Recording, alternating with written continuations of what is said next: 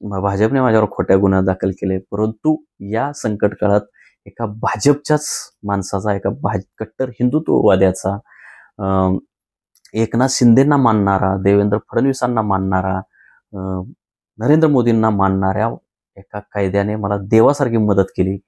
म्हणून हे भाजपच्या एका व्यक्तीचं, हिंदुत्ववादी एका व्यक्तीचं, जरी मला त्यांचे विचार पटत नसले तरी त्यांनी मला केलेलं हे जे मानवतेसारखं जे मदत होती ती सांगणं मला कर्तव्य वाटतं. म्हणून तिथं जी मी माहिती मिळवलेली होती ती अशी होती की मला त्रास व्हावा यासाठी कारागृहामध्ये प्रचंड फोन आलेले होते. सातारा असेल किंवा कळंबा असेल, तर जे म्हणजे शासनामधल्या वरिष्ठ, अतिवरिष्ठ, तुम्ही जी कल्पना कराल अशा मंडळींचा मला त्रास देण्यासाठी फोन आलेला होता. अगोदर दम देऊन जरी कोणी मला विचारलं, म्हणजे एखाद्या कर्मचाऱ्याने दम दिला की काय रे, नीट बस, उभा राहा, काय केलंयस, कुठल्या कलमाखाली आलायस, आणि ज्यावेळी मी हे सांगायचो की मंत्री अमुक तमुक यांनी माझ्यावर अमुक तमुक असे खोटे केसेस टाकलेले आहेत, तर मग त्यांची लगेच टूप पेटायची आणि जो बोलण्याचा, जो अगोदर दम देण्याचा जो टोन आहे त्याच्यामध्ये प्रचंड फरक पडायचा. कुजबूज सुद्धा सुरू व्हायची एका कर्मचाऱ्यामधून दुसऱ्या कर्मचाऱ्या, अरे हा तेच का तुषार, हा फोन आला होता त्यांच्यासाठी वगैरे वगैरे असं. तर पण अनेक कर्मचारी तर मला सांगायचे की खरात साहेब, खाजगीमध्ये सांगायचे बरं का, खरात साहेब तुमचे व्हिडिओ आम्ही बघितले बरं का, बघतो, पण ते एकदम चांगलं करताय, लगे राहो, आणि तुम्ही सुटणार हो, टेन्शन घेऊ नका, खोटे गुन्हे जास्त दिवस राहत नाही, आमचे केस पांढरे झाले, आम्ही किती कैदी आले, किती गेले, ते तुमच्यासारखे जे असे लोकशाहीसाठी भांडणारे, संविधानासाठी भांडणारे लोक फार काळ राहत नाही, थोडा त्रास होतो, तर तुम्हाला त्रास होईल इथे, परंतु तुम्ही काही काळजी करू नका, म्हणजे असंही काही कर्मचाऱ्यांनी सांगितलेलं होतं. परंतु सुरुवातीला म्हणजे मी पुरोगामी विचारधारेचा माणूस होतो, ते मात्र हिंदुत्ववादी विचारधारेचे होते. असं असलं तरी माझं डे 1 पासून, म्हणजे पहिल्या किंवा दुसऱ्या दिवसापासून ते शेवटच्या दिवसापर्यंत माझं आणि त्यांचं फार सलोख्याचं आणि माझ्या मोठ्या भावाप्रमाणे, म्हणजे ते जणू काय मोठे भाव होते आणि मी त्यांचा धाकटा भाव आहे, अशा पद्धतीने त्यांनी माझी काळजी घेतली, मार्गदर्शन केलं. तर मला एकतर त्यांनी सांगितलं, तर मी उदयनराजेंना म्हणेन की साहेब, खरंच तुम्ही चांगले कार्यकर्ते घडवलेले आहेत. कारण मी सातारा जिल्ह्यामध्ये वार्तांकन करत असताना मला तुमच्या कुठल्याच कार्यकर्त्याकडून कधीच प्रत्यक्ष अप्रत्यक्ष त्रास झालेला नाही. शिवेंद्रराजे भोसलेंच्याही कार्यकर्त्यांकडून प्रत्यक्ष किंवा अप्रत्यक्ष त्रास झालेला नाही. उलट असे कार्यकर्ते, तुम्ही चांगले कार्यकर्ते घडवले म्हणून मला इतक्या माझ्या संकट काळात त्यांची मदत झाली. आणि मी फक्त त्याबद्दल रणजित माने आणि त्यांच्या कुटुंबियाचाच आभार मानत नाही, तर मी उदयनराजे भोसले साहेब यांचंही मी आभार मानतो. जसं शिवाजी महाराजांनी त्यांचे चांगले मावळे घडवले होते, तसे तुम्ही उदयनराजेंनी सुद्धा चांगले मावळे घडवलेले आहेत, असं मी म्हणजे माझ्या अनुभवातून सांगतो मला. आणि सुरुवातीच्याच या काळामध्ये मला रणजित मानेसारखा देव माणूस भेटला, जो उदयन महाराजांचा कट्टर कार्यकर्ता आहे. त्याने मला हे मार्गदर्शन केलं. त्या मार्गदर्शनाचा मला मोठा फायदा झाला आणि म्हणून माझा पुढचा जो कारागृहातला जो पुढचे जे दिवस आहेत ते चांगले गेले, अगदी सुखाचे गेले असं म्हणू शकतो. आणि जेलमध्ये जास्तीत जास्त कुठले कलमातले लोक असतात, 302 मर्डर, 307 हाफ मर्डर, 376 बलात्कार, पोक्सो एक असतं, आणि म्हणजे ह्याच आरोपाखालचे, आणि 420 आर्थिक घोटाळा. तर ह्या आरोपाखालचे जे कैदी आहेत ते जास्तीत जास्त दिवस तुरुंगामध्ये सडत पडलेले असतात, त्याच्यामुळे ही कलमं फेमस आहेत. बाकीचे कलमं किरकोळ असतात, ते लगेच सुटून जातात. अनेकांनी एकापेक्षाही जास्त खून केलेले कैदी त्या ठिकाणी जास्त प्रमाणात होते. तर अशा अतिशय डेंजर वातावरणामध्ये, डेंजर कायद्यांसोबत मला तिथं ठेवण्यात आलं होतं. 60-70 कैदी होते. नमस्कार, लय भारीमध्ये आपल्या सगळ्यांचं स्वागत. मी साधारण 20 दिवस झाले मी तुरुंगातून बाहेर आलेलो आहे. मी कारागृहातून बाहेर आलेलो आहे. कोल्हापूरला मी होतो, त्याच्यानंतर सातारला मी होतो, म्हणजे सातारा कारागृह, कोल्हापूर कारागृह या ठिकाणी होतो. तसंच मी पोलीस कस्टडीमध्ये सुद्धा होतो. असा सगळा प्रवास हा माझा साधारण 102 दिवसाचा प्रवास झालेला आहे. आणि त्या प्रवासानंतर मी 20 दिवसांपूर्वी बाहेर आलो. बाहेर आल्यानंतर मी माझ्या कारागृहातील अनुभव सांगायला सुरुवात केलेली आहे. तर परंतु बराचसा खंड पडलेला आहे आणि मला असं वाटतं की आता रेग्युलर आपण सांगितलं पाहिजे, कारण कहाणी, अनुभव इतक्या मोठ्या संख्येने आहेत की जेवढे सांगेल तेवढं कमीच आहे. आणि त्याच्यामुळं मी आता जास्तीत जास्त व्हिडिओ टाकण्याचा प्रयत्न करणार आहे. फार चांगले सुद्धा अनुभव आहेत, फार वाईट सुद्धा अनुभव आहेत, परंतु चांगले जास्त अनुभव आहेत. कारण मी हा जो माझा कारावास होता तो मी खऱ्या अर्थाने एन्जॉय केला. म्हणजे मला त्रास देण्याचे हर तऱ्हेचे प्रयत्न झाले. म्हणजे मला पोलीस कोठडीत प्रयत्न झाले, मला कारागृहात त्रास देण्याचे प्रयत्न झाले, परंतु असं असलं तरी मी कारागृहातील जीवन एन्जॉय केलं. कारण ज्यावेळी मला ज्यावेळी अटक झाली होती त्यानंतर मी जसं यापूर्वी सांगितलं की मी शिवाजी महाराजांचे कारागृहातले दिवस म्हणजे कैदेतले दिवस, महात्मा गांधीजींचे कारागृहातले दिवस, लोकमान्य टिळकांचे कारागृहातले दिवस, त्याच्यानंतर आचार्य यात्रेंचे कारागृहातले दिवस, संजय राऊत यांच्या कारागृहातले दिवस, या अशा महापुरुषांसोबत, अशा मोठ्या लोकांसोबत मी माझी स्वतःची तुलना केली. साने गुरुजींचं सुद्धा मी पुस्तक वाचलं होतं. आणि एवढंच नाही तर ह्यातल्या बऱ्याचशा जे लोक कारागृहात हे महापुरुष राहिलेले आहेत किंवा कैदेत राहिलेले आहेत, तर ह्या महापुरुषांची पुस्तकं सुद्धा मला वाचण्याची संधी मिळाली कारागृहात असताना. त्याच्यामुळे मी स्वतःला या लोकांसोबत ह्यांना आदर्श मानलं. आणि त्यांनी कसा कारावास भोगला असेल, म्हणजे मला ज्यावेळी जो त्रास होत असेल तोच त्रास ह्या महापुरुषांना सुद्धा झालेला असेल, मी त्यांच्याशी तुलना केली. त्याच्यामुळे माझा कारागृह हा त्रासामध्ये सुद्धा सुखकर झाला होता. तर आता सांगण्याचा मुद्दा असा आहे की माझे कारागृहातले अनुभव मी म्हणजे एक एक एक एक अनुभव सांगत गेलो तरी 101 अनुभव होतील. तर मी आता एक अनुभव सांगणार आहे की तुम्हाला तर माहिती आहे सगळ्यांना की मला तुरुंगात घालण्यामध्ये, कारागृहात घालण्यामध्ये 4 खोटे गुन्हे दाखल झाले होते. आणि हे खोटे गुन्हे कुणी दाखल केले होते, कुठला नेता होता, कुठला मंत्री होता, याविषयी काही बोलायची गरज नाही, ती आवश्यकता नाही. अख्ख्या महाराष्ट्राला माहिती आहे, सगळ्यांना माहिती आहे. आणि तो विषयही या व्हिडिओमध्ये महत्त्वाचा नाही. परंतु त्या कारणामुळे मी कारागृहात पोचलो. तर भाजपचा ह्याच्यामध्ये भाजप सरकारने, देवेंद्र फडणवीस सरकारने, देवेंद्र फडणवीसांच्या गृह खात्याने मला त्रास दिला असं मी अनेकदा म्हटलेलो आहे. आणि त्यात वस्तुस्थिती सुद्धा आहे.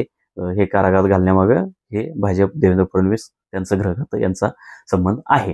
परंतु मला आता एक मजेशीर गोष्ट अशी सांगायची आहे की कुठलाच पक्ष, कुठल्याच विचारधारेची लोक आपले भले त्यांच्यासोबत वैचारिक मतभेद असतील तरी महाराष्ट्राची संस्कृती एक अशी आहे की कुठल्याही विचारधारेची लोक एकमेकांना मदत करतात, एकमेकांशी खुनशी पद्धतीने वागत नाहीत. तर मला कारागृहात असताना उदयनराजे महाराज, छत्रपती उदयनराजे महाराज यांची मदत झाली होती. ती मदत उदयनराजे महाराज यांनी स्वतः डायरेक्टली किंवा इनडायरेक्टली केलेली नव्हती. परंतु त्यांचा मला जे काही सहकार्य मिळालं, जे मी आता तुम्हाला सगळ्यांना सांगतोय, तर त्यामागे उदयनराजेंचा एक कार्यकर्ता कारणीभूत होता. तर मी कारागृहामध्ये, कळंबा कारागृहामध्ये, कोल्हापूर कारागृहामध्ये मी सर्कल नंबर 8 मध्ये होतो. माफ करा, सर्कल नंबर 7 मध्ये होतो. आणि सर्कल नंबर 7 मधल्या बराक नंबर 4 मध्ये मी होतो. तर हे जे बराक नंबर 4 आहे, तर या बराक नंबर 4 मध्ये मी यापूर्वीच्या व्हिडिओमध्ये सांगितलेलं आहे की तिथं खून केलेले कैदी होते, तिथे आर्थिक घोटाळे केलेले कैदी होते, तिथे बलात्कार केलेले कैदी होते, तिथे पोक्सो म्हणजे लहान मुलांवर बलात्कार केलेले कैदी होते. तर हे जे आरोपी होते बरं का, म्हणजे ह्यांनी खून केलेले म्हणजे त्यांनी प्रत्यक्षात खून केला हे अजिबात अजून सिद्ध झालेलं नाही, तर त्यांच्यावर तसा तो आरोप आहे. तर असे आरोप असलेले, म्हणजे खुनाचे आरोप असलेले, बलात्काराचे आरोप असलेले, आर्थिक फ्रॉड केलेले आरोप असलेले असे आरोपी त्या ठिकाणी होते. आणि असे साधारण 60-70 कैदी त्या ठिकाणी होते. तर मी ज्यावेळी मला सातारमधून तिकडं वर्ग करण्यात आलं, तर ते का वर्ग करण्यात आलं, तर तुम्हाला मी बोललो तसं की मला सरकारने मुद्दाम त्रास देण्यासाठी मला अटक केली होती, मला तुरुंगवास भोगावा लागला. आणि सातारावरून कोल्हापूरला जे मला वर्ग करण्यात आलं त्यामागचं कारण सुद्धा मला अधिकाधिक त्रास व्हावा हे कारण त्यामागं होतं. कारण सातारचं जे कारागृह आहे ते छोटं कारागृह आहे आणि कोल्हापूरचं जे कारागृह आहे ते मोठं अवाढव्य कारागृह आहे. म्हणजे महाराष्ट्रातली मोठी कारागृह कुठली तर येरवडा जेल, त्याच्यानंतर ऑर्थर रोड, त्याच्यानंतर ठाणे, तळोजा, नागपूर, तसं कोल्हापूर म्हणजे साधारण 4थ्या क्रमांकाचं वगैरे महाराष्ट्रातलं मोठं 3ऱ्या किंवा 4थ्या क्रमांकाचं मोठं कारागृह ते आहे.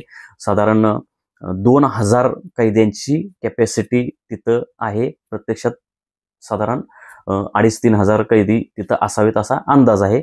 आणि तिथं जे काही 8 सर्कल होते त्यातले 2 सर्कल काही तिथं गैरप्रकार झालेला होता वर्षभरापूर्वी म्हणून ते 2 सर्कल बंद आहेत. तो गैरप्रकार काय होता हे फार मजेशीर आहे. तोही मी तुम्हाला नंतर पुढच्या एखाद्या व्हिडिओमध्ये सांगेन. तर मी आताच्या व्हिडिओमध्ये उदयनराजेंची मला कशी मदत झाली हे मी तुम्हाला सांगणार आहे. ती डायरेक्टली किंवा इनडायरेक्टली सुद्धा मदत झाली आहे नाही असा आपण अर्थ लावू शकतात. प्रत्येकाने तो सोयीनुसार अर्थ लावावा. कारण त्यात डायरेक्ट उदयनराजेंचा हात नव्हता, परंतु उदयनराजेंच्या कार्यकर्त्याचं मोठं सहकार्य मला तिथं मिळालेलं होतं. मी त्यांना आयुष्यभर विसरणार नाही. त्यांचं नाव आहे, त्या कार्यकर्त्यांचं नाव आहे रणजित माने. सातारचे आहेत रणजित माने आणि ते सातारा शहर आहे त्याच्याच बाजूला कुठलं तरी छोटं गाव त्यांचं होतं आणि त्या गावातले ते होते.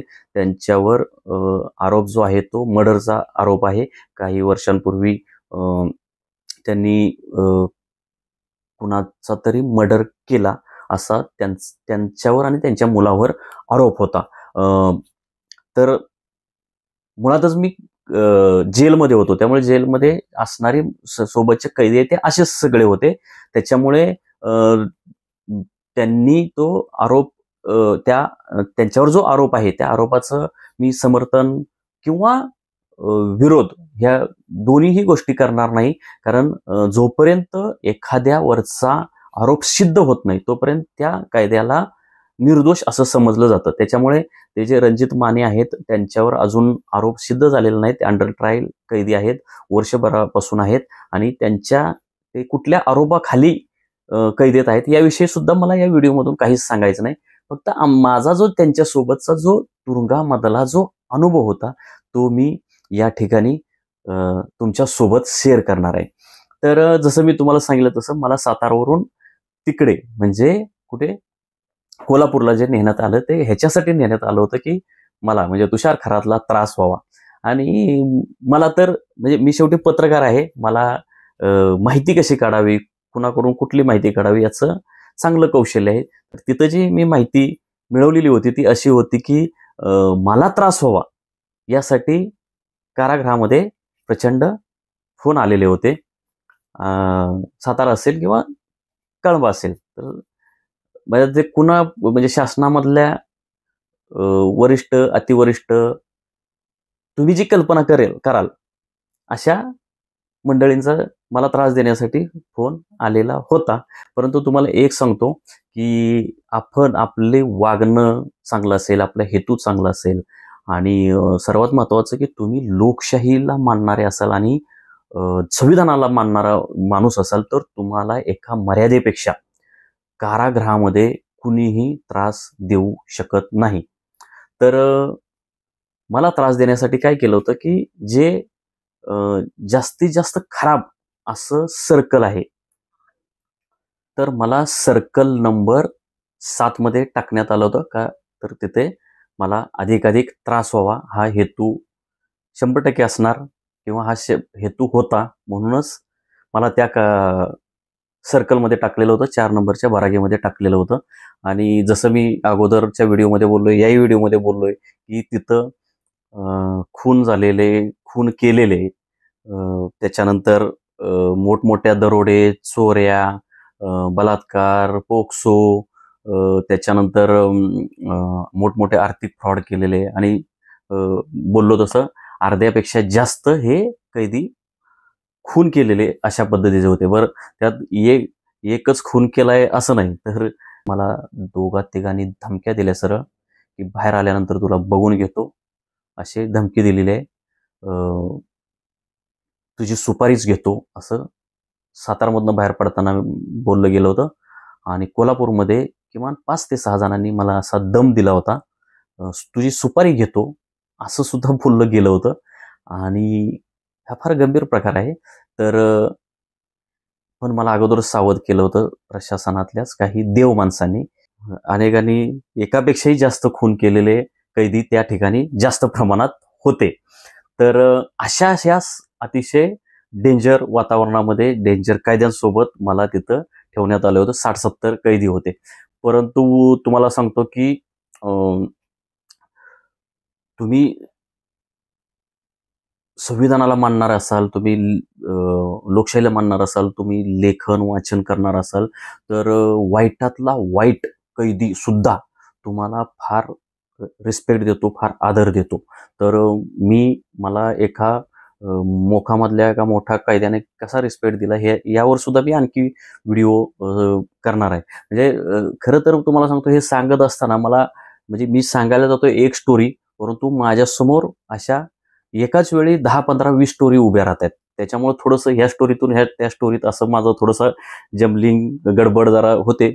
पण तुम्ही समजून घ्या. मी परत एकदा रणजित माने यांच्या स्टोरीवर येतो. तर त्या कारागृहात, त्या सर्कलमध्ये, त्या बराकीमध्ये मला रणजित माने हे कैदी भेटले होते. रणजित मानेंवर खुनांचा आरोप होता. त्यांनी एक खून केला होता असा त्यांच्यावर आरोप होता. तो सिद्ध झालेला नाही. परंतु तुम्हाला सांगतो, हे जे रणजित माने आहेत, हे त्यांना बघितल्यानंतर, त्यांच्याशी बोलल्यानंतर, त्यांच्या सोबत राहिल्यानंतर हा माणूस खून करेल असं वाटणार नाही, इतकं त्यांचं चांगला स्वभाव आणि चारित्र्य होतं. महत्वाचं म्हणजे जसं मगाशी मी बोललो, ते उदयनराजे महाराज, खासदार उदयनराजे महाराज यांचे कार्यकर्ते, कट्टर कार्यकर्ते होते. पतंगराव कदम यांच्यासोबत सुद्धा त्यांनी काम केलेलं होतं. पतंगराव कदम यांच्यासोबतचे आणि उदयनराजे महाराज यांच्यासोबतचे त्यांनी अतिशय चांगले त्यांचे अनुभव, उदयनराजेंविषयी असलेली प्रचंड आत्मीयता आणि त्यांच्यासाठी वाटेल ते करायला तयार आहे अशा पद्धतीचं त्यांचा सगळा संवाद माझ्यासोबत असायचा. आणि दुसरं त्यांचं अजून एका व्यक्तीवर प्रेम होतं, ते म्हणजे एकनाथ शिंदे. एकनाथ शिंदे यांना ते प्रचंड मानायचे. एकनाथ शिंदेविषयी ते भरभरून बोलायचे. आणि आता तुम्हाला ऐकणाऱ्यांना लक्षात आलं असेल की हे जे रणजित माने होते, हे कट्टर हिंदुत्ववादी होते आणि मी कट्टर हिंदुत्वच्या विरोधी, म्हणजे हिंदुत्वाचा जो विचार आहे, घातक विचार, हिंदूंच्या नाही बरं का, हिंदुत्वाच्या विरोधी विचाराचा मी माणूस आहे. मी भाजप असेल किंवा RSS असेल, तर हे संघटना, हे पक्ष आपल्या भारताच्या सामाजिक जी वीण आहे त्याच्यासाठी घातक आहेत असं मानणारा मी माणूस आहे. मी पुरोगामी विचारधारेचा माणूस आहे. मी फुले शाहू आंबेडकर विचारधारेचा माणूस आहे. मी शिवाजी महाराजांना मानणारा माणूस आहे. मी महात्मा गांधी, पंडित नेहरूंना मानणारा माणूस आहे. त्याच्यामुळे रणजित माने आणि माझे विचार जे आहेत, राजकीय किंवा सामाजिक, हे अजिबात जुळणारे नाहीत. असं असलं तरी माझी आणि त्यांची अतिशय चांगली गट्टी तयार झाली होती. मी तिथं, मला वाटतं मी पाऊल ठेवल्यानंतर माझी पहिल्या किंवा दुसऱ्याच दिवशी तिथं माझी ओळख झाली. मी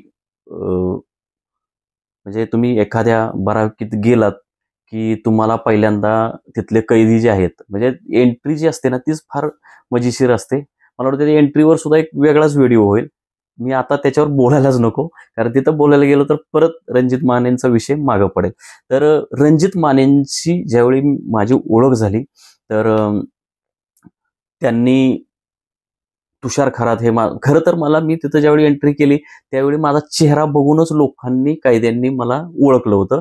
तर पहिल्यांदा त्यांनी विचारलं, म्हणजे एंट्री झाल्यानंतर असं विचारलं होतं की तुम्ही कुठल्या आरोपाखाली आलाय. तर मला असं विचारलं जायचं, म्हणजे अगदी कोणी अधिकारी असेल, एंट्रीच्या वेळी अधिकारी असेल, कर्मचारी असतील चेकिंगच्या वेळी, इथंपासून ते अगदी कैद्यांमध्ये वावरत असताना जागोजागी तुम्हाला पहिले 4-5 दिवस हा सामना करावा लागतो की ते विचारतात की तुम्ही कुठल्या आरोपाखाली आलाय, कुठल्या कलमाखाली आलेला आहे. कलम म्हणजे समोरच्या आरोपीची ओळख ही कलमावर असते. म्हणजे मला खरं तर यापूर्वी कुठली कलम वगैरे ह्याचा काही अभ्यास नव्हता, परंतु आता मला सगळी कलम माहीत झालीत. आणि जेलमध्ये जास्तीत जास्त कुठले कलमातले लोक असतात, 302 मर्डर, 307 हाफ मर्डर, 376 बलात्कार, पोक्सो एक असतं, आणि म्हणजे ह्याच आरोपाखालचे आणि 420 आर्थिक घोटाळा, तर ह्या आरोपाखालचे जे कैदी आहेत ते जास्तीत जास्त दिवस तुरुंगामध्ये सडत पडलेले असतात. त्याच्यामुळे ही कलमं फेमस आहेत. बाकीचे कलमं किरकोळ असतात, ते लगेच सुटून जातात. तर मला विचारलं होतं की तुम्ही कुठल्या कलमाखाली आलाय?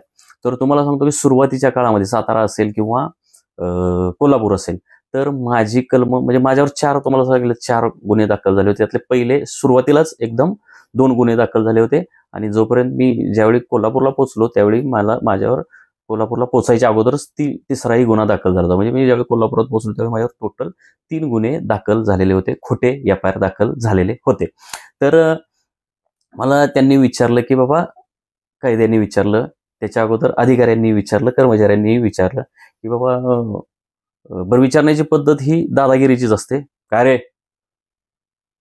काय केलेस तू? कुठल्या कलमाखाली आलायस? कुठलं कलम तुझं? तर तुम्हाला सांगतो की मी सुरुवातीला फारसं माझी कुठली कलम आहेत ह्याच्या मी खोलात जायचोच नाही. मी एकच सांगायचो, मंत्री अमुक तमुक यांनी माझ्यावर दाखल केलेल्या खोट्या गुन्ह्याखाली मी तुरुंगात आलोय. माझ्यावर खोटे गुन्हे दाखल आहेत आणि हे अमुक तमुक मंत्र्यांनी माझ्यावर खोटे गुन्हे दाखल केलेले आहेत. हे माझा म्हणजे मी वाटच बघायचो मला कोणीतरी विचारावं आणि विचारलं की माझा लाऊडस्पीकर सुरू व्हायचा. तर हे पहिल्यापासून. आणि दुसरं की मी ज्यावेळी बोलायचो की मी पत्रकार आहे, तुषार खरात आहेत आणि मंत्री अमुक तमुक यांनी माझ्यावर खोटे गुन्हे दाखल केले, हे सांगितल्याबरोबर मग तो कर्मचारी असो, कैदी असो किंवा कुणी असेल तिथलं, तर त्यांनी मला विचारलं, मी हे सांगितलं की ते लगेचच बोलायचे, अरे अरे अरे अरे, ते तुम्ही आहात काय? तुम्हाला टीव्हीवर बघितलं मी, तुम्हाला पेपरमध्ये आम्ही बघितलेलं आहे.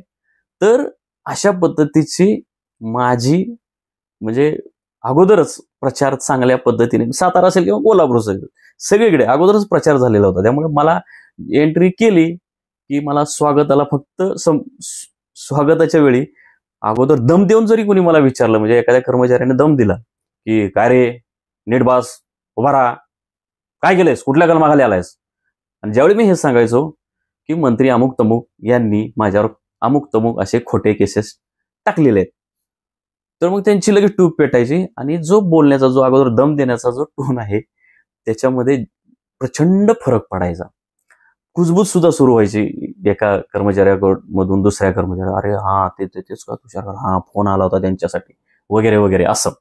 तर पण अनेक कर्मचारी तर मला सांगायचे की खरात साहेब, खाजगीमध्ये सांगायचे बरं का, खरात साहेब तुमचे व्हिडिओ आम्ही बघितले बरं का, बघतो, पण ते एकदम चांगलं करताय, लगे राहो आणि तुम्ही सुटणार हो, टेन्शन घेऊ नका, खोटे गुन्हे जास्त दिवस राहत नाही, आमचे केस पांढरे झाले, आम्ही किती कैदी आले, किती गेले, ते तुमच्यासारखे जे असेल लोकशाहीसाठी भांडणारे, संविधानासाठी भांडणारे लोक फार काळ राहत नाही, थोडा त्रास होतो, तर तुम्हाला त्रास होईल इथे, परंतु तुम्ही काही काळजी करू नका. म्हणजे असंही काही कर्मचाऱ्यांनी सांगितलेलं होतं. परंतु सुरुवातीला म्हणजे तुम्ही कितीही कुठल्याही गुन्ह्यातला कैदी असला तरी सुरुवातीला नव्या कैद्याला त्रास होतो. त्रास कोणाकडनं होतो? तर ते सराईत कैदी असतात, गुन्हेगारी प्रवृत्तीचे कैदी असतात, यांच्याकडून प्रचंड त्रास होतो. मलाही तिथं त्रास झाला होता सराईतांकडून, वेगवेगळ्या प्रकारचा त्रास झाला होता. एकतर अतिशय गलिच्छ भाषेत ते शिव्या देतात, म्हणजे मी तुम्हाला सांगू शकत नाही अशा घाणेरड्या भाषेमध्ये ते कैदी लोक तुम्हाला शिव्या देतात. आणि कारागृहामध्ये सर्वात मोठा त्रास कुठला असेल तर कैद्यांचाच त्रास असतो, प्रशासनाचा फार त्रास नसतो. आणि म्हणजे आता माझ्यासारख्या माणसाने म्हणजे पत्रकारितेत प्रशासनासोबत एवढं 20-25 वर्ष काम केलेलं आहे, मंत्रालयात वार्तांकन केलेलं आहे, तळागाळात फिरलेलो आहे, त्याच्यामुळे प्रशासनासोबत सरकारी भाषेत कसं बोलावं, सरकारी मेंटॅलिटी कर्मचाऱ्यांची कशी असते हे आपल्याला ठाऊक आहे. त्याच्यामुळे सरकारी भाषेत आपल्या बोलण्यातूनच त्यांना जाणवतं की अरे हा माणूस पोचलेला आहे, हा माणूस मुरलेला आहे, असं प्रशासनाला कळतं. त्याच्यामुळे प्रशासन फार वाटेला जात नाही आपल्या.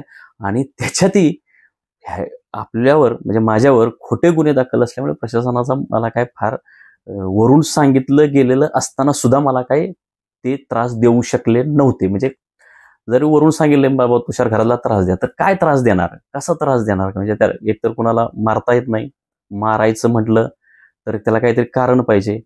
आणि हे असले आमच्यासारखे जे पत्रकार, लोकशाहीसाठी झगडणारे लोक जे असतात, संविधानासाठी झगडणारे, हे या जेलमधल्या प्रशासनासाठी किंवा पोलिसांसाठी एका अर्थाने डोकेदुखीच असतात. म्हणजे आम्हाला तिथं सांभाळणं, म्हणजे पोलीस स्टेशनमध्ये पोलीस कोठडीत सांभाळणं किंवा कारागृहात आम्हाला सांभाळणं म्हणजे हातात विस्तव घेण्यासारखं आहे. याचं कारण असं की तिथला भ्रष्टाचार, तिथला गैरप्रकार, तिथले गैरधंदे, तिथले काळे धंदे हे आम्ही पत्रकार असल्यामुळे आमच्या त्या नजरेतनं सुटत नाहीत. म्हणजे मला जर सांगितलं की खरात साहेब तुम्ही 102 दिवस पोलीस कोठडीत आणि कारागृहात होता, तर यातले या कालावधीमधले 1000 बातम्या तुम्ही लिहा गैरप्रकाराच्या, तिथल्या काळ्या धंद्यांच्या, तिथल्या वाईट काय काय चालतं, तर 1000 काय मी 2000 बातम्या लिहू शकतो. इतकं भयानक प्रकार तिथे चालत असतात. तर त्याच्यामुळे मला वरून कितीही जरी सांगितलं असलं त्रास द्यायला, तरी प्रशासन मला त्रास देऊ शकत नव्हतं. कारण मुळातच मी पत्रकार आहे आणि बाहेर जाऊन हा माणूस आपलंच पितळ उघडं करायला बसलेला आहे याची भीती पोलीस ठाण्यातल्याही लोकांना होती आणि कारागृहातलेही होती. कारागृहातले अधिकारी तर मला असंच बोलायचे सरळ स्पष्टपणे की हे बघा खरात, ते तुमच्यावर कुठल्या मंत्र्याने काय गुन्हा दाखल केला आहे ह्याच्याशी आम्हाला काही देणं घेणं नाही. न्यायालयाने तुम्हाला इथं पाठवलेलं आहे, त्याच्यामुळं तुम्हाला आम्ही इथं ठेवलेलं आहे. परंतु तुम्ही कैद्यापासून सावध राहा. कैदी फार वाईट असतात. आणि मला तर तुम्हाला सांगतो बाकायदा ऑफ दी रेकॉर्ड एका अधिकाऱ्याने, मी नाव नाही सांगणार, मला नाव सांगितलंही गेलं नाही, कारण तुम्हाला माहिती आहे की तुरुंगामध्ये काम करणारे मॅक्झिमम लोक हे कैदीच असतात. तर ते त्यांच्याकडे कामाची जबाबदारी असते, असे कैदीच काम करत असतात जास्तीत जास्त. तर असं काम करणाऱ्या एका कैद्याने मला येऊन निरोप सांगितला होता की खरात साहेब, तुम्हाला वर्ण साहेबांचा एक निरोप आहे, ते तुम्हाला सांगतो, कोणाला बोलू नका आणि काळजीपूर्वक तो अंमलात आणा. तर मी म्हटलं काय निरोप आहे? त्यावर त्यांनी असं सांगितलं की हे बघा तुमच्यावर 3 गुन्हे दाखल झालेले आहेत आणि हे तुमच्यावर खोटे गुन्हे दाखल आहेत. त्याच्यामुळे काय होणार आहे की तुम्हाला इथले काही कैदी बाहेरच्या लोकांना, म्हणजे कैद्यांना सुद्धा बाहेरून निरोप येऊ शकतो आणि असे प्रकार होतात, सर्रास प्रकार होतात. कैद्यांना निरोप येतात आणि त्यांना असं सांगितलं जातं की अमक्या अमक्या कैद्यासोबत काहीतरी खोड काढा, भांडण करा, त्याच्यासोबत मारामारी करा आणि मग असं काहीतरी झालं भांडण की मग आपल्यावर आतला म्हणजे कारागृहातला एक नवीन गुन्हा दाखल होतो आणि त्याच्यामुळे त्याचा फार त्रास होतो. कारण कारागृहात जर तुमच्यावर गुन्हा दाखल झाला तर तो न्यायालय फार गांभीर्याने घेतं आणि त्या गुन्ह्यातून लवकर सुटणं, लवकर बाहेर निघणं हे मुश्किल होतं. आणि मी प्रेक्षकांना सांगतो की मला माझ्यावर असे प्रयोग अनेक झाले, भरपूर संख्येने झाले. कोल्हापूरमध्ये झाले, सातारमध्ये झाले. सातारमधून मी ज्यावेळी सुटलो त्यावेळी तर मला 2-3 धमक्या दिल्या सरळ की बाहेर आल्यानंतर तुला बघून घेतो, असे धमकी दिलेली आहे. तुझी सुपारीच घेतो, असं सातारमधनं बाहेर पडताना बोललं गेलं होतं. आणि कोल्हापूरमध्ये किमान 5 ते 6 जणांनी मला असा दम दिला होता, तुझी सुपारी घेतो, असं सुद्धा बोललं गेलं होतं. आणि हा फार गंभीर प्रकार आहे. तर पण मला अगोदरच सावध केलं होतं प्रशासनातल्याच काही देव माणसांनी. तर त्यांनी सांगितलं होतं की तुमची खोड काढली जाईल, तुम्हाला त्रास दिला जाईल, फार सावध राहा. कुणाशीही, म्हणजे तुमची काही चूक नसेल तरी एखादा कैदी येईल आणि तुमच्याशी भांडण करायचा प्रयत्न करेल. भांडण झालं तर तुमच्यावर विनाकारण एखादा गुन्हा दाखल होईल किंवा तुम्ही जीवानिशी सुद्धा जाऊ शकाल. त्यानंतर हेच गोष्टी मला आतल्या कैद्यांनी, म्हणजे अगदी प्रचंड गुन्हेगारी प्रवृत्तीच्या कैदी तिथे होते, परंतु कसं आहे की त्यांच्यासोबतच राहायचं होतं. त्याच्यामुळे म्हणजे सापासोबत म्हणा, राक्षसासोबत म्हणा किंवा मगरीसोबत म्हणा, आपल्याला दोस्ती करावी करायची वेळ माझ्यावर आली होती आणि तिथं मी अनेकांशी दोस्ती केली. तर मला कैद्यांनी सावध केलं होतं की तुम्ही सावध राहा. आणि तुम्हाला सांगतो, असं असताना सुद्धा मला त्रास झाला. परंतु अशा पद्धतीचं मला अनेक लोकांचं मार्गदर्शन मिळाल्यामुळं तो जो त्रास आहे तो मी खऱ्या अर्थाने एन्जॉय केला. आणि मी नेहमी ज्यावेळी मला एखादा कैदी यायचा माझ्याजवळ मुद्दाम भांडण काढून शिव्या द्यायचा, घाणेरड्या शब्दात शिव्या द्यायचा. म्हणजे ह्या पृथ्वी तलावर जितके काही प्राणी, मनुष्य प्राण्यासहित जितके काही प्राणी अवेलेबल आहेत, जिवंत आहेत, त्या प्राण्यांच्या लैंगिक अवयवांचा उल्लेख करून गलिच्छ भाषेमध्ये शिव्या दिल्या जायच्या. आणि ह्या शिव्या ऐकण्याचा कधीही अनुभव मला नव्हता. जरी मी ग्रामीण भागातून आलेलो असलो तरी तिथंही फार इतक्या घाणेरड्या शिव्या ऐकलेल्या नव्हत्या. इतक्या घाणेरड्या शिव्या दिल्या जायच्या, मारण्याच्या धमक्या दिल्या जायच्या. अशा वेळी मी शांत राहायचो आणि तो जो माणूस शिव्या देतो तिथून पटकन निघून जायचो. परंतु याही त्रासाच्या कालावधीमध्ये मला पहिला तिथं देव माणूस भेटला ते म्हणजे रणजित माने. रणजित मानेंनी मला प्रचंड असं मार्गदर्शन केलं. एकतर मला ते असे बोलले की ज्या आरोपाखाली, म्हणजे मी तुम्हाला मगाशी बोललो की ते कट्टर भाजपचे कार्यकर्ते होते, ते कट्टर हिंदुत्ववादी होते, ते कट्टर नरेंद्र मोदींचे समर्थक होते, ते कट्टर देवेंद्र फडणवीसांचे समर्थक होते, ते कट्टर एकनाथ शिंदेचे समर्थक होते आणि ते कट्टर शरद पवारांचे कट्टर विरोधक होते. ते कट्टर विरोधक अगदी संजय राऊत यांच्यासारख्या पत्रकारांचे सुद्धा ते कट्टर विरोधक होते. असं असलं तरी आणि मी पुरोगामी विचारधारेचा माणूस होतो, ते मात्र हिंदुत्ववादी विचारधारेचे होते. असं असलं तरी माझं डे 1 पासून, म्हणजे पहिल्या किंवा दुसऱ्या दिवसापासून ते शेवटच्या दिवसापर्यंत माझं आणि त्यांचं फार सलोख्याचं आणि माझ्या मोठ्या भावाप्रमाणे, म्हणजे ते जणू काय मोठे भाव होते आणि मी त्यांचा धाकटा भाव आहे, अशा पद्धतीने त्यांनी माझी काळजी घेतली, मार्गदर्शन केलं. तर मला एकतर त्यांनी सांगितलं, खरात साहेब तुम्ही पत्रकार आहात आणि इथली लोक जे आहेत ते वाईट लोक असतात, कसे घाणेरडी शिव्या देतात, कुठल्याही त्यांना काहीही कारण चालतं, कुठल्याही कारणास्तव ते त्रास देतात कैदी लोक. तर यांच्या काय नादाला फार लागायचं नाही. कुणी काय बोललं आणि एकतर तुम्ही अशी तुमच्यावर जी केस आहे ती मंत्र्यांची केस आहे, हाय प्रोफाईल केस आहे तुमची, त्याच्यामुळं तुम्हाला त्रास देण्यासाठी काही ना काही कारण ही लोक शोधतायत. आणि तुम्हाला सांगतो की तिथं सगळे कराड, आमच्या मान खटाव मधले अनेक कैदी होते, सराईत होते, अगदी काही जण तर सुपाऱ्या घेणारे होते. तर मला ते रणजित मानेंनी सांगितलं की ह्यातल्या अनेक कैद्यांचा बाहेर संपर्क आहे, बाहेरून त्यांना तुम्हाला त्रास देण्याच्या संदर्भात 1001% माहिती, 1001% निरोप आलेला असू शकतो, असं त्यांनी मला सांगितलं होतं. आणि प्रशासनाने, मगाशी बोललो प्रशासनाने मला ते शक्यता वर्तवलेली होती. मग रणजित मानेंनी काय केलं, मला हे असं पद्धतीचं मार्गदर्शन केलंच. परंतु मी एक जो अगोदर व्हिडिओ तयार केला राज ठाकरे आणि उद्धव ठाकरेंविषयी कैद्यांना काय वाटतं, तर त्याच्यामध्ये मी म्हटलं होतं की एक 10-12 जणांची टीम आमची त्या बाराकीमध्ये आणि बाराकी बाहेरच्या सर्कल अंतर्गत अशी एक तयार झालेली होती. तर त्या एका चांगल्या माणसासोबत मला रणजित माने यांनी ओळख करून दिली. अशी कोण चांगली माणसं होती, तर एक होते फटे म्हणून, मला वाटतं त्यांचं नाव दशरथ फटे आणि त्यांचा मुलगा विशाल फटे. तर सोलापूरचे होते, आर्थिक घोटाळ्याचा त्यांच्यावर आरोप आहे. 3-4-5 वर्षापासून ते जेलमध्ये आहेत. तर दशरथ फटे हे शिक्षक होते, अतिशय विद्वान माणूस, इतिहासाचं प्रचंड नॉलेज असलेला माणूस. त्यांच्यासोबत त्यांनी माझी ओळख करून दिली. दुसरे एक होते साहेबराव शेळके. साहेबराव शेळके हे कोल्हापूरमधलेच होते, अतिशय चांगला माणूस, अभ्यासू माणूस. त्याच्यानंतर म्हणजे त्या मगाशी बोललो तसं की ते जे नरक आहे, जो कैदी आहे तिथं वाईट, त्याच्यामधले हे सगळे देव माणसं होते. त्याच्यानंतर हे 2-3 नावं सांगितली. त्याच्यानंतर एक तिथं वट्टमार म्हणून एक होता, अतिशय साधा माणूस, 9 वर्ष झालं तिथं जेलमध्ये आहे. त्यांच्याशी माझी त्यांनी ओळख करून दिली.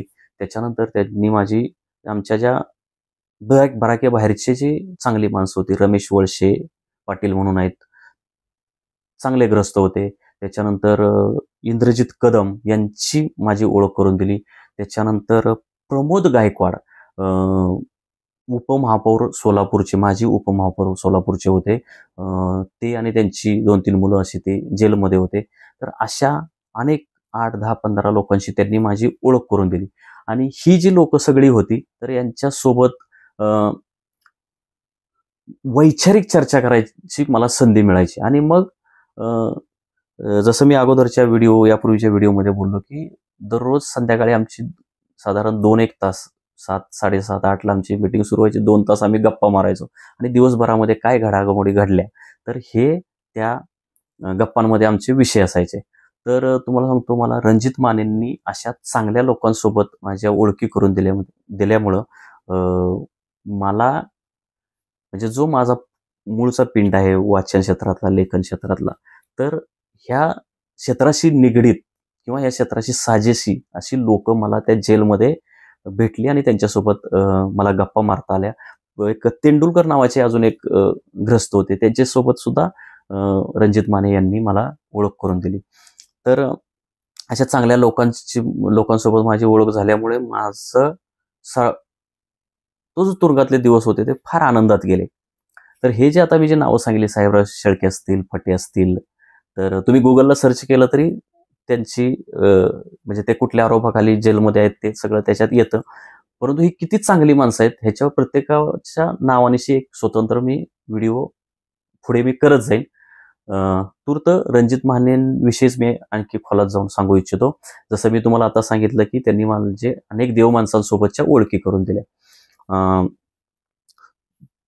त्या कारागृहामध्ये आणखीन एक प्रॉब्लेम काय असतो माहिती आहे का, की जेवणाचा फार मोठा प्रॉब्लेम असतो. म्हणजे जनावरं सुद्धा खाणार नाहीत इतकं घाणेरडं, इतकं निकृष्ट दर्जाचं जेवण तिथं दिलं जातं. आणि तेही अपुरं दिलं जातं. म्हणजे 3 चपात्या फक्त दिल्या जातात. त्या चपात्या सुद्धा म्हणजे फार वाईट क्वालिटीच्या असतात. त्या जेवणावर सुद्धा मी नंतर एक स्वतंत्र व्हिडिओ बनवेन. तर मग कैदी काय करतात, की कैद्यांना विकतचं जेवण घेता येतं. एक 4-5 दिवसाच्या फरकानंतर तिथं एक चांगल्या क्वालिटीचंही जेवण दिलं जातं विकत. आणि याशिवाय तुम्हाला काही मटेरियल, किराणा माल जो आहे तो विकत घेता येतो. परंतु तुम्हाला सांगतो, नवीन त्या ठिकाणी नवीन गेलेल्या कैद्याला ह्या गोष्टी मिळत नाहीत सहजासहजी. तर मला ह्या गोष्टींमध्ये सुद्धा रणजित माने यांनी फार सहकार्य केलं. तुम्हाला सांगतो, कारागृहामध्ये जे आपल्याला बाहेर समजा ₹10 आहेत, त्याची किंमत कारागृहामध्ये तुम्ही ₹1000 सुद्धा करू शकत नाही. कारण बाहेर तुम्ही कितीही मोठे पैसेवाले असाल, परंतु तो पैसा तुम्हाला आतमध्ये एका लिमिटपेक्षा जास्त नेता येत नाही. त्यालाही कालावधी ठरलेले आहेत, त्यालाही तारखा ठरलेल्या आहेत. त्या तारखेमध्येच ते पैसे आले पाहिजेत. तेही 8,000पेक्षा कमी तुम्ही महिन्याला मागवू शकता. त्यानंतर जरी पैसे आले तर तुम्हाला जे खाद्यवस्तू आहेत, खाद्यपदार्थ आहेत, हे विकत घेण्यासाठी सुद्धा तारखा ठरलेल्या आहेत.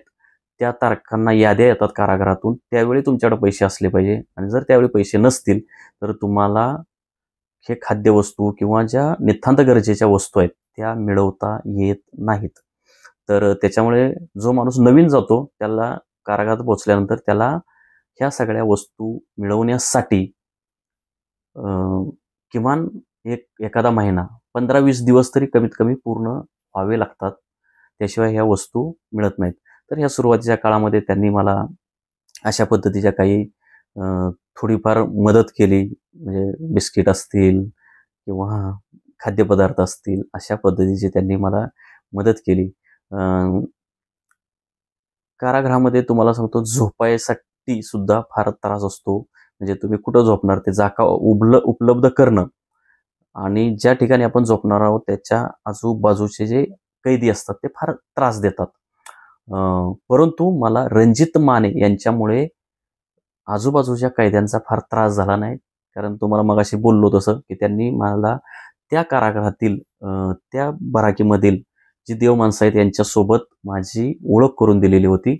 तशी जी वाईट सुद्धा माणसं आहेत. आता जर वाईट माणूस असेल म्हणजे बाजूचा जो झोपणारा माणूस आहे तो वाईट असेल तर त्याला आपण टाळू शकत नाही. तुम्ही तुमच्या मनाने तुमची झोपण्याचं ठिकाण किंवा झोपण्याची जागा तुम्ही बदलू शकत नाही. तुम्हाला बराकीमध्ये जी जागा दिलेली आहे तिथंच तुम्हाला झोपावं लागतं.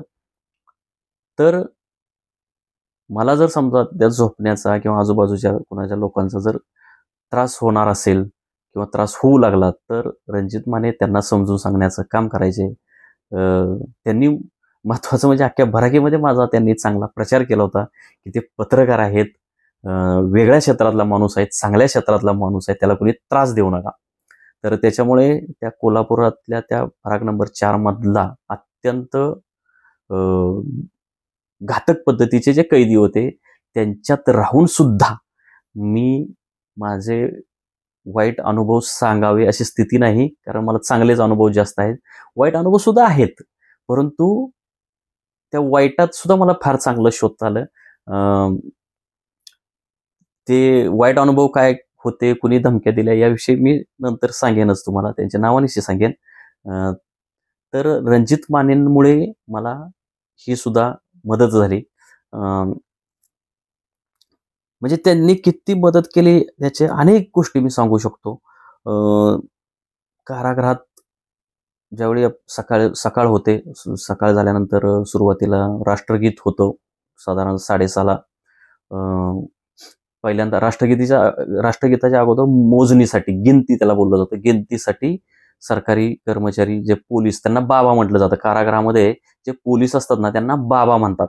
तर ते बाबा लोक जे आहेत ते बराकीमध्ये येतात, मोजणी करतात, गिनती करतात. गिनती असा तिथला शब्द आहे.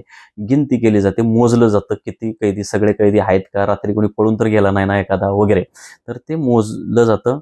त्याच्यानंतर ज्यावेळी म्हणजे आमच्या बराकीत आलेले असतात, आमच्या सर्कलमध्ये ज्यावेळी बाबा लोक मोजणीसाठी आलेले असतात त्यावेळी इतरही सर्कलच्या बराकीमध्ये जाऊन तिथलीही मोजणी झालेली असतात आणि ते सगळ्या कारागृहाची मोजणी, त्यांची संख्या ही जुळली, परफेक्ट झाली की मग त्याच्यानंतर बेल वाजून राष्ट्रगीत लाऊडस्पीकरवर ऐकवलं जातं. हे कोल्हापूर कारागृहात लाऊडस्पीकरवर ऐकवलं जायचं राष्ट्रगीत.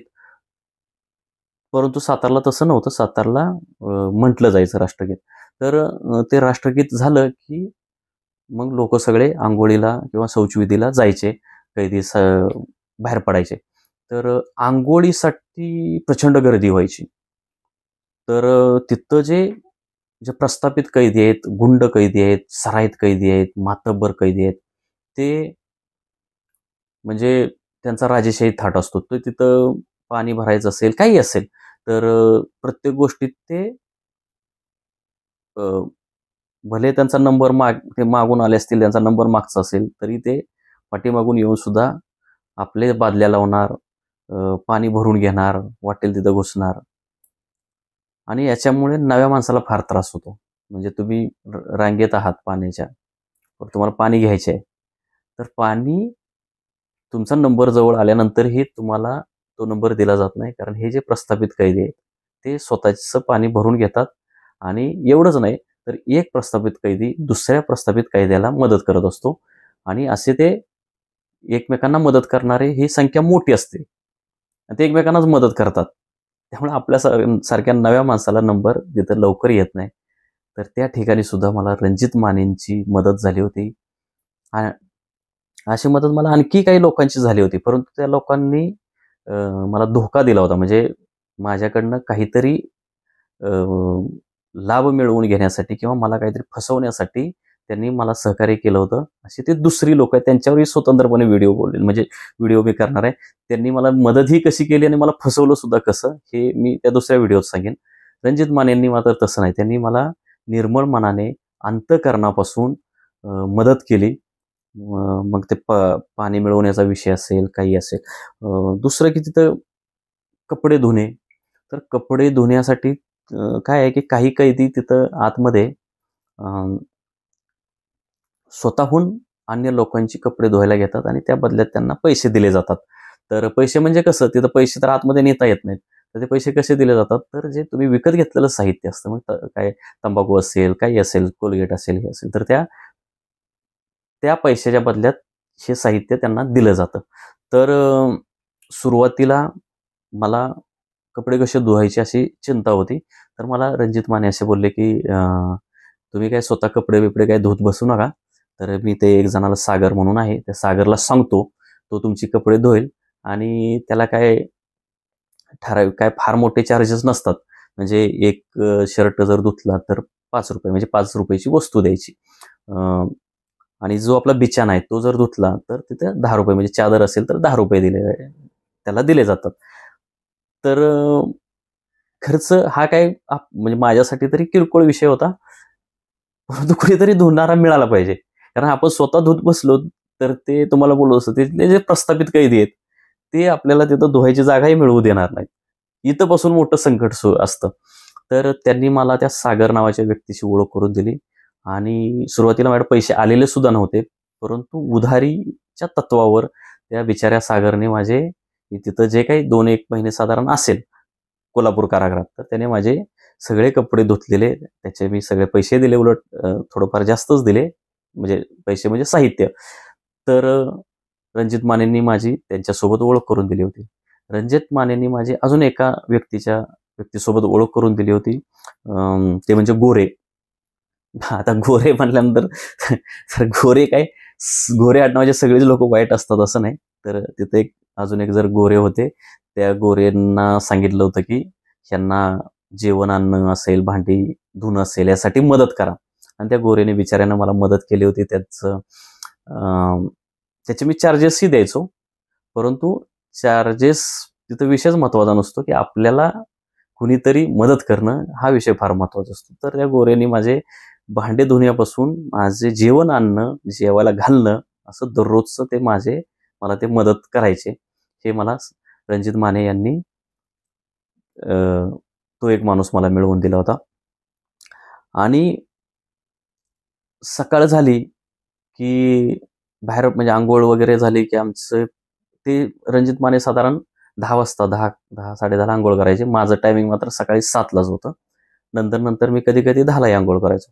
परंतु तो अंघोळीचा त्यांचा आणि माझा पिरियड वगळता मी बऱ्यापैकी त्यांच्या सोबतच असायचो आणि नाहीतर त्यांनीच ओळखी करून दिलेल्या अन्य लोकांसोबत असायचो. आणि ते आमच्या गप्पा ज्यावेळी आम्ही बाहेर यायचो म्हणजे सकाळी म्हणजे कैद्यांना बाहेर कधी सोडलं जातं, बाहेर म्हणजे बराकीच्या बाहेर, सर्कलच्या बाहेर नाही सोडलं जात. तर कधी सोडलं जातं तर त्याच्या वेळा होत्या, ठरलेल्या वेळा होत्या. म्हणजे सकाळी 7 वाजता बाहेर सोडलं जायचं. 7 वाजता बाहेर सोडल्यानंतर परत आतमध्ये घेतलं जायचं 11 वाजता. त्याच्यानंतर परत मला वाटतंय 3ला तर 3ला बाहेर सोडलं जायचं आणि 5ला आत घेतलं जायचं. तर म्हणजे सकाळी 7 ते 11 आणि दुपारी 3 ते 5 या वेळात तुम्हाला बाहेर सोडलं जायचं. बाकीच्या वेळात तुम्हाला आतमध्ये बराकीच्या आतमध्ये तुम्हाला घेतलं जायचं.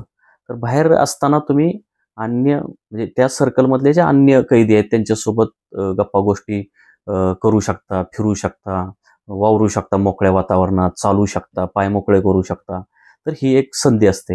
तर रणजित मानेंनी त्या सर्कलमध्ये सुद्धा फिरत असताना मला कोण कैदी वाईट आहे, कोणापासून सावध राहायचं, कोण माणूस चांगला आहे, अशा पद्धतीचे ते मला मदत करायचे, मार्गदर्शन करायचे. आणि जसं मी यापूर्वी तुम्हाला बोललो, की मला 5-6 जणांनी शिव्या दिल्या होत्या. मला ज्यावर म्हणजे काय तुझी सुपारी घेतो, तुला मारहाणच करतो, अशा पद्धतीचे काही प्रयोग करण्याचा प्रयत्न काही जणांनी केला होता. तर त्यावेळी मला टेन्शन आलं होतं.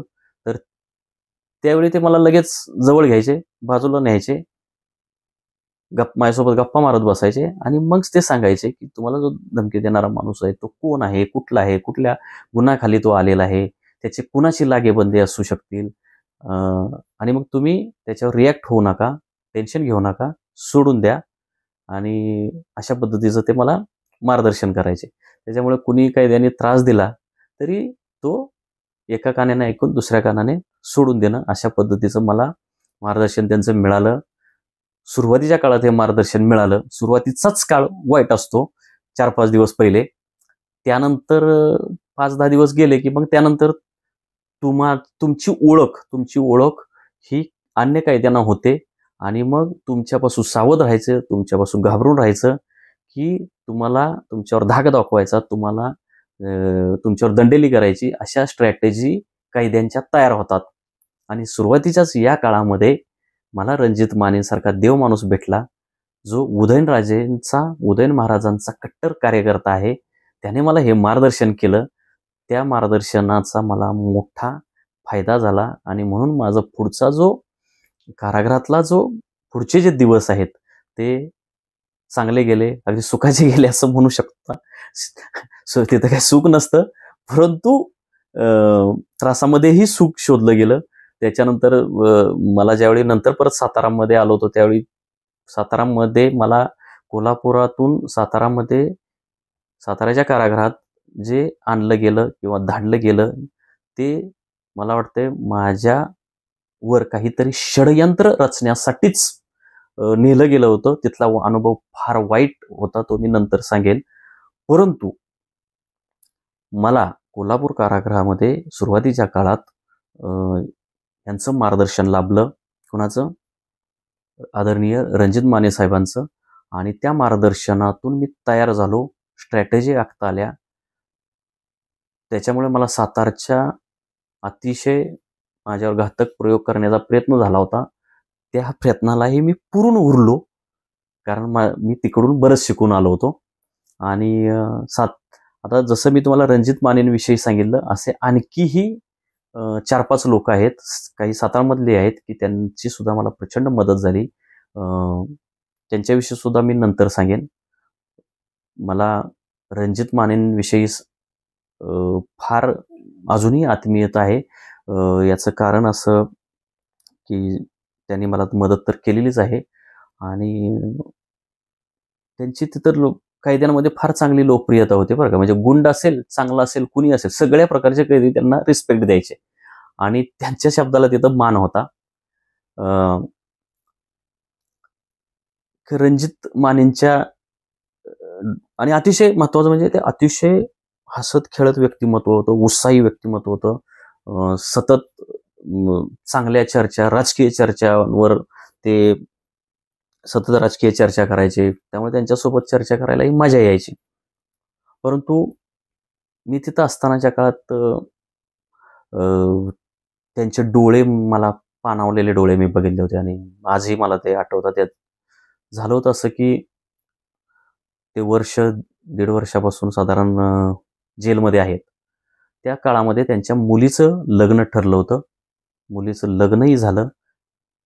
त्यांना फक्त 1 दिवसासाठी पॅरोल मिळावा किंवा सुट्टी मिळावी यासाठी त्यांनी फार प्रयत्न केले, परंतु त्यांना म्हणजे पॅरोल मिळाला नव्हता आणि ते जेलमध्ये असतानाच त्यांच्या मुलीचं लग्न झालं. त्या लग्नाला त्यांना जाता आलं नव्हतं आणि त्यामुळे त्यांचे पाणावलेले डोळे बघून त्यावेळी आमच्या बराकीतले, आमच्या सर्कलमधले अनेक कैदी फार हळहळले होते आणि त्याच्या सख्या मुलीच्या लग्नाला त्यांना जाता यायला हवं होतं असं सर्वांनाच वाटत होतं. परंतु कसं आहे की शेवटी कायदा असतो, न्यायालयाचे आदेश असतात, कायद्याचा सगळ्यांना आदर करावा लागतो. न्यायालयाच्या आदेशाचा, न्यायालयांच्या सूचनांचा सर्वांनाच, म्हणजे कैदी असतील, कर्मचारी असतील, पोलीस असतील, जेलमधले कर्मचारी असतील, तर ह्या घटकांना फार न्यायालयाच्या आदेशाचं, न्यायालयाच्या सूचनांचं फार पालन करावं लागतं. आणि कारागृहात सर्वात जास्त कुणाला घाबरलं जात असेल तर कैदी असतील, कर्मचारी असतील, कुणी असेल, तिथला माणूस कारागृहातला तो न्यायालयाला प्रचंड घाबरतो. तर आणि न्यायालयाचा आदरही करतो. त्याच्यामुळे न्यायालयाचा आदर त्यांना नाईलाजाने का होईना पण करावा लागला आणि करावाच लागतो, काय करणार.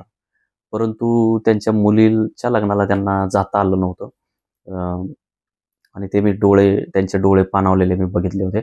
परंतु अश्रू त्यांच्या डोळ्यातनं आले नव्हते, कारण फार खंबीर माणूस होता, खमक्या माणूस होता तो.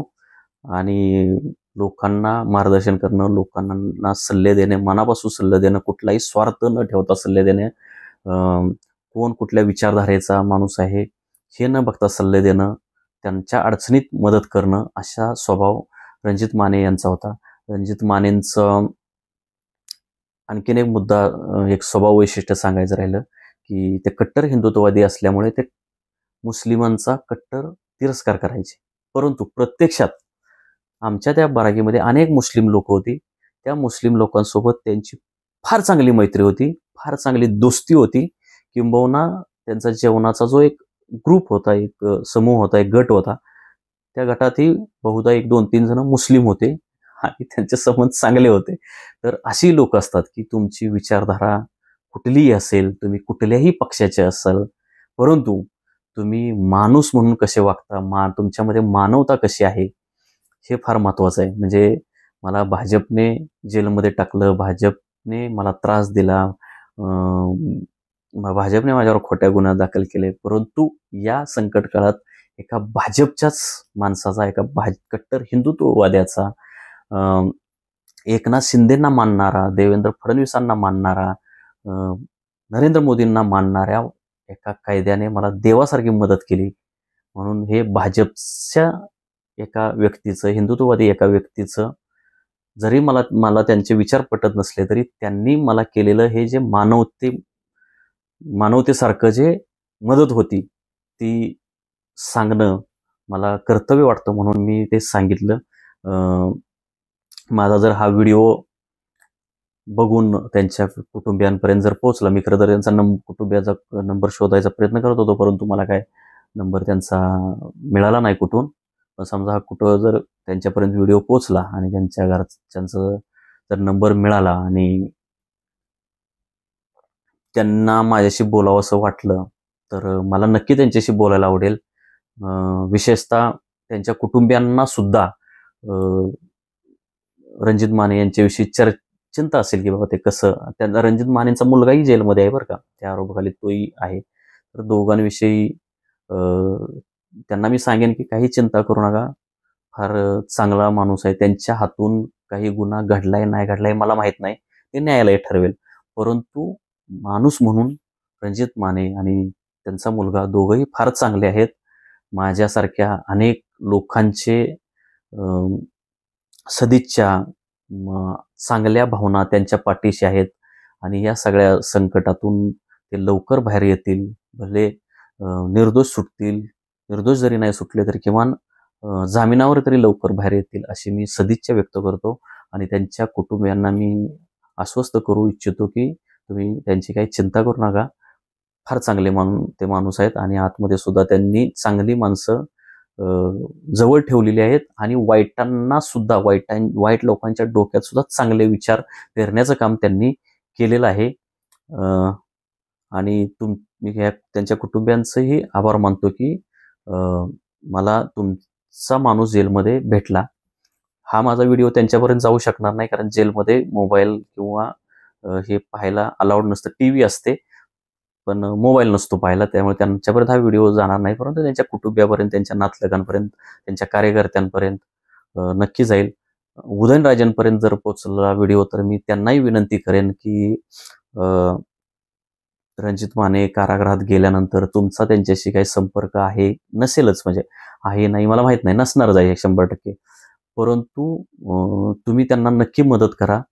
एका गोष्टीसाठी मदत करा, ती म्हणजे त्यांना चांगला वकील द्या. कदाचित त्यांनी दिलाही असेल आणि त्यांना कायदेशीर मदत करणं हा प्रत्येक आरोपीचा, प्रत्येक कैद्याचा हा अधिकार आहे आणि त्याच्यामध्ये लोकांनी म्हणजे मोठ्या मनाने कुठल्याही कायद्याला मदत केली पाहिजे आणि त्याच्यात गैर काही नाही, अनैतिक काही नाही, चुकीचं काही नाही. कायद्याचा तो संविधानिक आणि नैतिक हक्क आहे की त्याला कायदेशीर मदत मिळणं. तर मी उदयनराजेंना म्हणेन की साहेब, खरंच तुम्ही चांगले कार्यकर्ते घडवलेले आहेत. कारण मी सातारा जिल्ह्यामध्ये वार्तांकन करत असताना मला तुमच्या कुठल्याच कार्यकर्त्याकडून कधीच प्रत्यक्ष अप्रत्यक्ष त्रास झालेला नाही. शिवेंद्रराजे भोसलेंच्याही कार्यकर्त्यांकडून प्रत्यक्ष किंवा अप्रत्यक्ष त्रास झालेला नाही.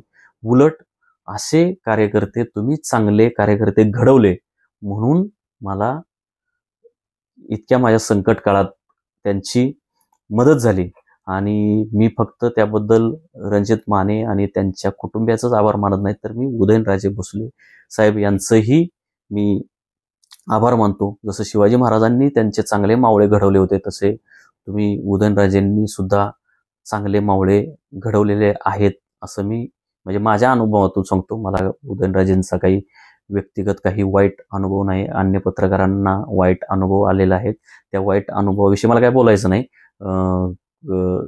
ते चुकीचं असेल तर ते चुकीचंच आहे. परंतु हे जे माझ्या अतिशय वाईट काळामध्ये रणजित माने, उदयनराजेंचे कार्यकर्ते मला देवासारखे भेटले. त्यांचा आभार मानणं गरजेचं होतं, म्हणून मी आभार मानतो. आणि असेच आणखी बरीच देव माणसं मला भेटलेले आहेत, त्यांच्याविषयी सुद्धा मी यानंतरच्या व्हिडिओमध्ये सांगत जाईन. तुम्हाला ते नक्की व्हिडिओ आवडतील. मी उदयनराजे आणि त्यांच्या कार्यकर्त्यांचं पुन्हा एकदा आभार मानतो. धन्यवाद.